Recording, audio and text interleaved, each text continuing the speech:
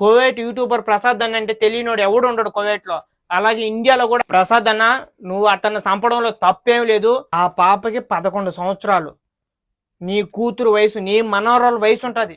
అలాంటి పాప పైన నిద్రపోతా ఉంటే ఎలా చేయాలనిపించింది. ఈ రోజు ఆ అన్న కూతురు జరిగింది, వీడియో చూస్తున్నా నీకే.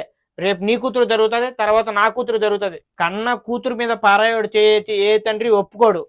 ఆ అన్న చేసింది 100% రైట్. వాళ్ళ పిన్ని అంటే నువ్వు తల్లి తర్వాత తల్లితో సమానం. అలాంటిది ఆ పాప ఎక్కడెక్కడ చేతులు వేసిందని నీకు చెప్తే నువ్వు ఆ పిల్లని బెదిరించి భయపెట్టి ఇంట్లో వాళ్ళతో చెప్పొద్దని చెప్పి వాళ్ళ పిన్ని వాళ్ళ బాబాయ్ మీకు మాత్రం క్లాప్స్ కొట్టాల. అదే మీ కూతురు పైన అదే జరుగుంటే మీరు ఒప్పుకుంటారా? నీ కూతురు వయసు, నీ మనవరాల వయసు ఉంటది. అలాంటి పాప పైన నిద్రపోతా ఉంటే ఎలా చేయాలనిపించింది.